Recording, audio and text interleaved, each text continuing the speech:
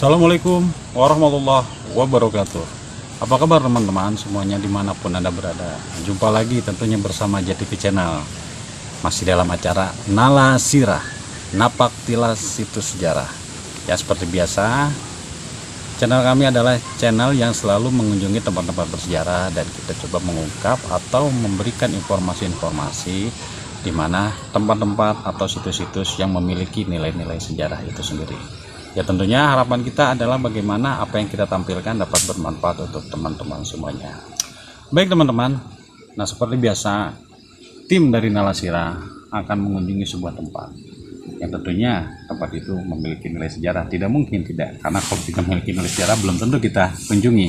Ya dari mana tempat ini ya berdasarkan informasi memiliki nilai-nilai sejarah atau cerita sejarah yang cukup kuat yang keterkaitan dengan masa zaman kerajaan Pajajaran itu sendiri, yang dimana lokasinya masih berada di wilayah kawasan Bogor. Sama-sama kita ketahui kalau kita berbicara sejarah mengenai yang berada di wilayah Bogor tentunya tidak akan lepas dari sejarah dari kerajaan Pajajaran itu sendiri.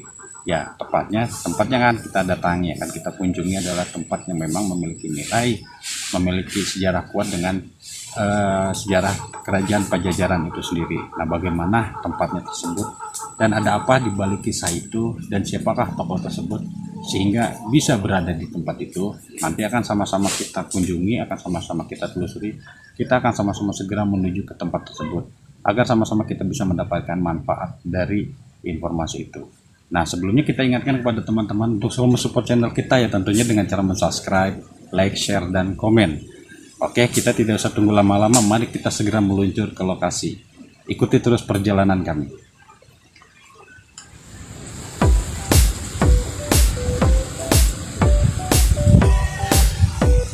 Baik pemirsa, tim Nala Sirah kali ini masih mengeksplor situs-situs sejarah yang berada di sekitaran Mulia Harja, Bogor Selatan, Kota Bogor.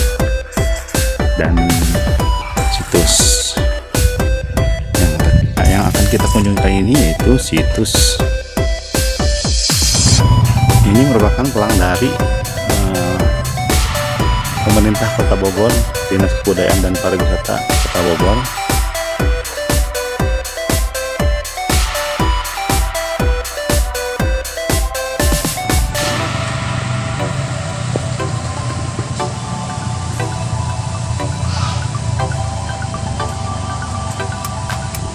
Baik, Sobat Nala Sirah dimanapun berada, saat ini tim dari Nala Sirah sudah berada di lokasi.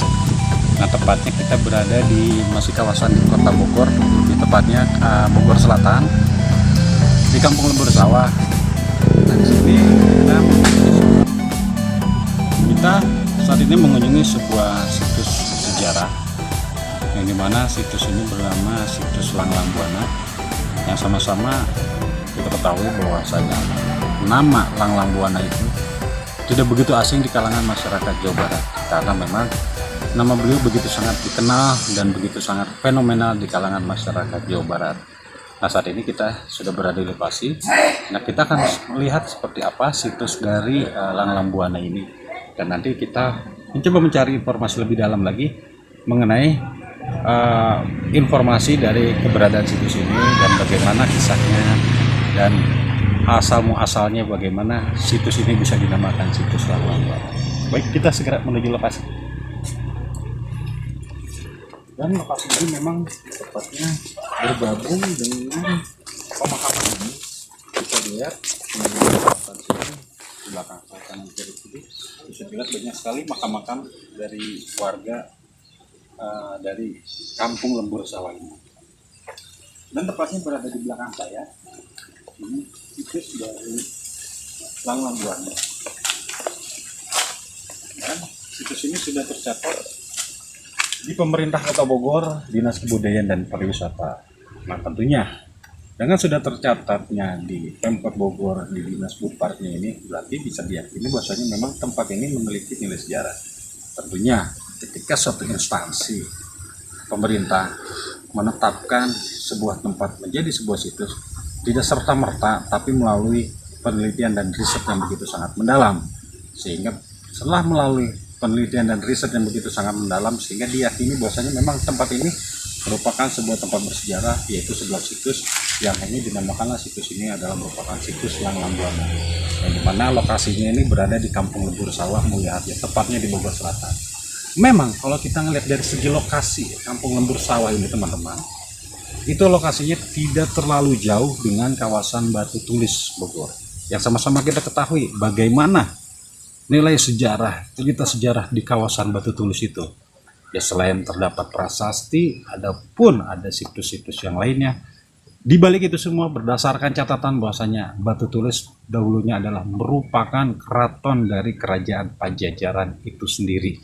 Nah, jadi sangat dimungkinkan bila mana bahwasanya ini adalah merupakan situs Langlang Buana, ini adalah merupakan memang situs yang bersejarah. Ya, siapakah Langlang Buana ini? Nah, Langlang Buana ini berdasarkan informasi, beliau adalah merupakan panglima atau pengawal dari istana di Kerajaan Pajajaran.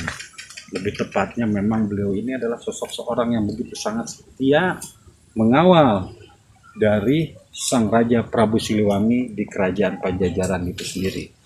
Jadi sangat satu hal yang logis, sangat masuk di akal bila mana bahwasanya ini adalah memang merupakan situs Langlang Buana, karena memang kembali lagi yang tadi saya utarakan, lokasinya itu tidak terlalu jauh dari kawasan Batu Tulis itu sendiri. Nah, kalau melihat dari bentuknya ini memang tidak terlalu banyak terlihat banyak begitu bebatuan, cuma di sini merupakan ada sebuah simbol, ada beberapa batu, mungkin ini sebagai penanda. Batu ini bisa dilihat ada 1, 2, 3 batu sebelah sana, Pak. Yang mungkin ini adalah merupakan sebagai penanda bahwasanya ini adalah memang merupakan situs dari Langlang Buana itu sendiri. Nah, memang di kawasan ini bahwasanya memang banyak sekali begitu peninggalan-peninggalan, salah satunya situs Langlang Buana ini. Nah, sehingga menurut cerita-cerita bahwasanya dahulunya pun sebelumnya seperti ini, bentuknya itu adalah merupakan bentuk dari menyerupai punden berundak. Namun dikarenakan seiring waktu berjalan, seiring waktu dan pergeseran alam, sehingga terjadinya pengikisan, baik itu terbawa air ataupun getar-getaran, sehingga batu-batunya pun banyak yang hilang, dalam artian mungkin terbawa air atau karena pergerakan dari alam itu sendiri. Jadi banyak yang bergeser, sehingga pada saat ini yang masih berada adalah batu-batunya itu adalah sebagai batu tanda. Ini ada sekitar 4 batu yang tadi sama-sama sudah kita lihat.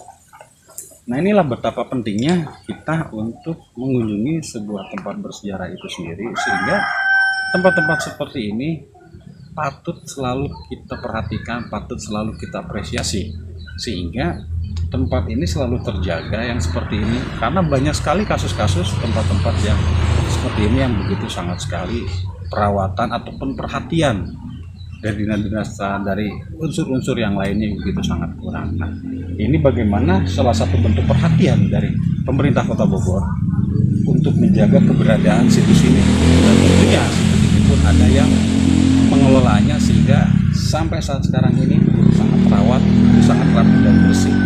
Nah, bagaimana lebih lanjutnya mengenai situs ini, nanti kita akan sama-sama mencari informasi lebih dalam dan mencoba menggali informasi lagi khususnya kepada pengelola dari situs Langlang Buana ini, bagaimana ceritanya, bagaimana kisahnya sehingga dinamakan ini situs Langlang Buana.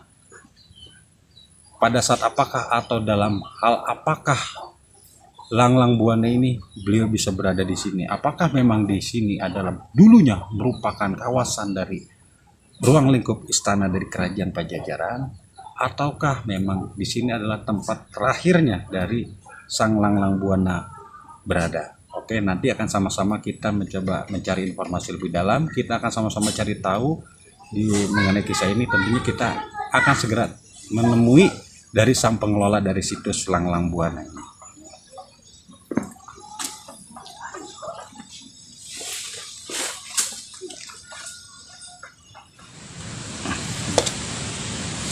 Baik teman-teman, saat ini kita sudah berada dengan Pak Ahmad, yang dimana beliau adalah merupakan pengelola dari situs Langlang Buana. Nah, nanti kita akan sama-sama mendengarkan mengenai dari situs Langlang Buana ini bagaimana kisahnya dan awal mulanya. Nanti sama-sama kita akan mendengarkan apa yang disampaikan oleh Pak Ahmad. Assalamualaikum Pak Ahmad. Waalaikumsalam.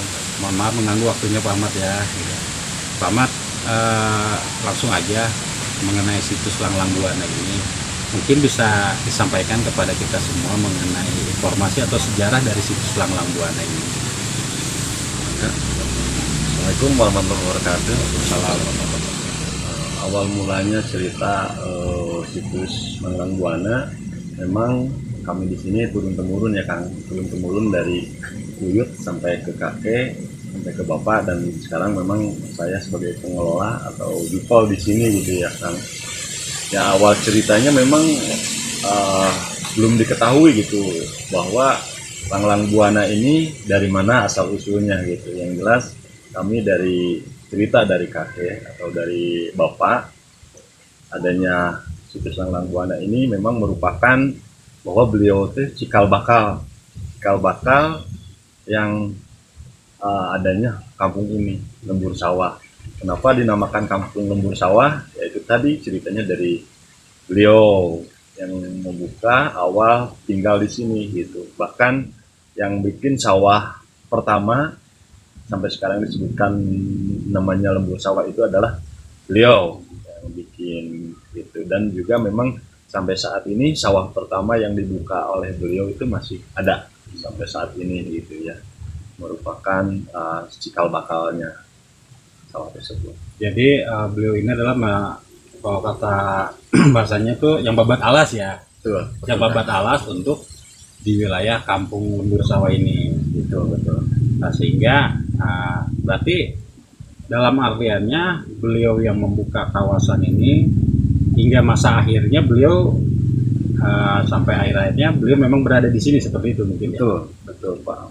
Sampai akhir hayatnya katanya sih saya, karena saya bukan pelaku sejarah gitu ya, jadi nggak bisa menceritakan secara gamblang gitu, karena itu tadi memang menurut cerita kakek adalah beliau yang sampai saat ini yang tinggal di sini gitu, sampai misalnya adanya situs di sini ya, mungkin cikal bakalnya adalah ceritanya dari situ kan. Apa mungkin pada saat sebelumnya mungkin apa ada informasi ke Pak Ahmad, mungkin kan cerita-cerita apakah beliau ini Langlang Buana ini apakah ada keterkaitan dengan dari kerajaan Pajajaran, karena kan kalau ngelihat dari lokasi di sini tidak terlalu jauh ya dengan Batu Tulis ya gitu. Mungkin apakah memang ada keterkaitan dengan kerajaan Pajajaran ataukah ada cerita yang lain? Kalau misalkan dikaitkan ke arah situ mungkin bisa jadi juga ada keterkaitannya Kak, karena uyut gitu ya, tapi saya tidak tahu cerita kalau Langlang Buananya gitu kan. Yang nyeritain itu adalah uyut sampai ke kakek, bahwa uyut juga pernah bercerita katanya sering diutus dari kerajaan Pajajaran itu untuk pulang pergi ke Kesultanan atau Kesepuhan Cirebon gitu kan. Bahkan dia suka ditugasin ke Cirebon, tinggalnya bahkan di Bogor 7 bulan. Kalau misalkan berangkat ke Cirebon gitu katanya, di Bogor 7 bulan dan di Cirebon itu 3 bulan, di perjalanan itu 2 bulan katanya dia. Tapi jalan kaki ya, jalan kaki katanya menurut cerita seperti itu. Nah kalau misalkan dikaitkan dengan cerita tersebut bisa jadi juga karena lebih awal gitu ya, yang membuka di sini mungkin beliau juga ada tugas di Pajajaran gitu. Bisa jadi juga dia sebagai apa gitu ya, sebagai mungkin abdi dalam atau apa yang di kerajaan Pajajaran tersebut, bisa jadi gitu. Karena mungkin kalau diceritakan gitu ya, jadi gimana ya, belum tahu pasti karena takut versinya beda gitu kan. Ya kan memang kalau sejarah ini kan memang ada yang berdasarkan memang versinya itu memang berdasarkan catatan dan tertulis, ada juga memang yang tidak berdasarkan catatan seperti yang Pak Ahmad cerita ini kan gitu. Nah memang kan kalau misalkan berdasarkan catatan itu memang sudah cukup banyak lah, mungkin kan artikel-artikel yang bisa diulas dan sebagainya. Tapi yang misalkan yang berdasarkan cerita dari turun temurun itu kan biasanya memang cerita berdasarkan pengalaman secara langsung. Nah, itu pengalaman secara langsung. Nah, khususnya keterkaitan dengan situs ini kan tentunya ada pengalaman secara langsung, mungkin bagaimana kisah dan ceritanya gitu. Makanya ya barangkali ada informasi-informasi yang dalam artian bisa sama-sama kita jadikan pedoman, jadikan kajian bersama kan seperti itu mengenai perjalanan sejarah dari situs Langlang Buana. Jadi tentunya berarti awal mulanya ini situs ini adalah situs Langlang Buana ini awal mulanya dari Uyut, berarti bisa dipastikan seperti itu ya. Ya memang untuk cerita lebih panjangnya sih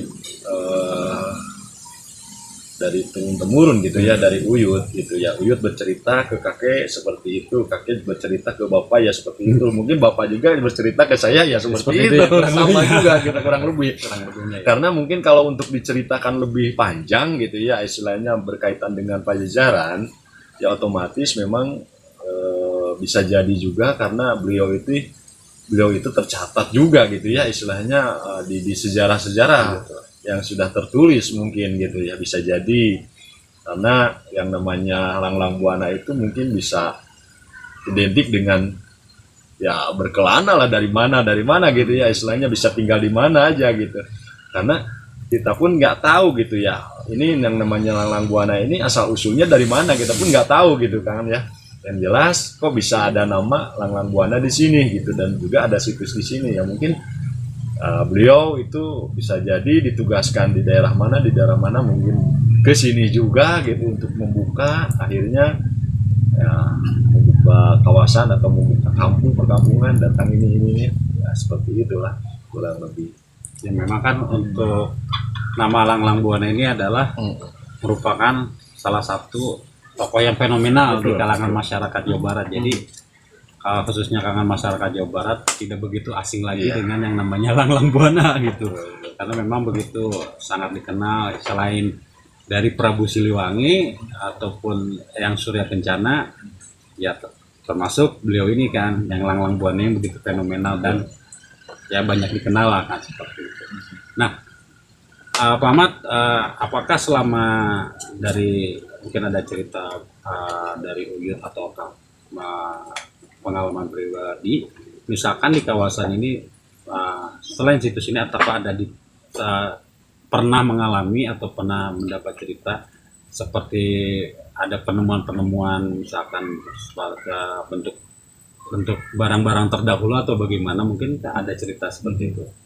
Ya kalau untuk barang-barang seperti barang-barang pecah sih udah pernah ada ditemukan ya, cuman karena mungkin masyarakat di sini nggak tahu gitu Kang ya, istilahnya itu bahwa barang tersebut sisa sejarah gitu ya, atau sisa peninggalan sejarah, jadi nggak begitu diperhatikan. Akhirnya karena dia lagi menggali tanah itu kedalaman 2 meter, ditemukan suatu benda guci lah, atau kalau di sini mah disebutnya apa ya, namanya gentong lah gitu, tapi di dalam gentong tersebut ada barang lagi, ada suatu gerabah piring lah gitu ya, piring terbuat dari keramik itu memang ada, dan satu pedang dan mata tumbak tersebut, cuman keadaannya sudah hancur gitu, jadi nggak bisa digunakan lagi gitu ya. Ada juga seperti itu. Nah terus penemuan lagi ada suatu barang yaitu namanya cangkir ya, cangkirnya kayak cangkir kuningan gitu, itu juga bahkan mungkin sudah diperlihatkan kepada pemerintahan terkait juga, katanya itu memang di abad 8 atau 15 lah ya, sampai 15 lah itu memang ada itu barangnya di bapak saya gitu. Itu pertemuan awal kemarin lah, itu di tahun 2020-an ya. Nah kalau untuk sejenis pusaka atau apa gitu ya, memang kami di sini terus terang aja peninggalannya banyak. Oh, gitu. Banyak ya peninggalannya. Kalau pusaka-pusaka jenis golok atau keris atau apa kujang gitu ya, itu ada gitu, dari peninggalan Uyut. Mungkin Uyut juga turun temurun lagi dari sana mungkin gitu ya, karena nggak tahu itu peninggalan di tahun berapa pusaka tersebut gitu ya, ada lah. Gitu. Ya jadi dalam artian bahwasanya memang di kawasan ini sebelumnya memang pernah ada ditemukan seperti tadi apa namanya, seperti cangkir ataupun gentong ya, atau seperti pedang dan lain sebagainya. Ya, berarti kan memang itu sebagai bukti yang begitu sangat kuat gitu Kang ya, bahwasanya kalau menurut saya secara pribadi mungkin ya bisa dimungkinkan atau bisa dipastikan kawasan ini memang dahulunya yang memiliki nilai sejarah yang sangat tinggi juga, karena yaitu sebagai buktinya ditemukannya itu ya. Nah terus Kang, ini kan situs dari Langlang Buana ini sudah tercatat di Dinas Kebudayaan dan Pariwisata Kota Bogor ya. Nah itu kira-kira semenjak kapan ya diresmikan sebagai Dinas Kebudayaan dan Pariwisata? Dan tentunya biasanya kalau sudah ditetapkan ini ada penelitiannya gitu. Awal ditemukannya memang di tahun 2020-an ya, 2020-an sampai 2021. Nah, awal diteliti oleh tim dari Bogor History ya di tahun 2021 sampai 2022 gitu ya. Nah, barulah diresmikan oleh Dinas Pariwisata dan Kebudayaan Kota Bogor. Ini merupakan sebagai cagar budaya gitu. Nah, akhirnya dipasanglah istilahnya plang situs tersebut gitu. Jadi memang untuk ditetapkannya sebagai cagar budaya ini memang masih belum lama ya. Masih belum lama ya. Berarti kan kurang lebihnya hampir setahunan ya. Ya tentunya yang pasti bahwasanya ini sudah melalui penelitian ya, jadi sehingga memang bisa dipastikan bahwasanya ini memang benar bahwasanya merupakan situs sejarah. Betul. Nah, itu yang bisa menjadi informasi kan untuk kita semua bahwasanya ya di sini terdapat juga loh situs sejarah yang begitu sangat kuat, yang dimana bahwasanya ya situs ini adalah situs Langlang Buana yang begitu sangat fenomenal kan seperti itu. Gitu. Semoga aja kan kedepannya banyak orang-orang yang lebih dalam lagi untuk ingin mengetahui dan informasi mengenai dari situs ini kan. Karena apalagi kan ini memang belum terlalu lama juga ya. Oke Pak Ahmad, sebelumnya terima kasih ya waktunya dan juga informasinya. Semoga aja ini apa yang disampaikan oleh Pak Ahmad itu menambah informasi buat kita, menambah pengetahuan buat kita semua untuk kita sama-sama bisa menghargai sejarah itu sendiri. Dan tentunya dapat bermanfaat untuk semua yang menyaksikan video kita. Terima kasih Pak Ahmad. Sama-sama kan.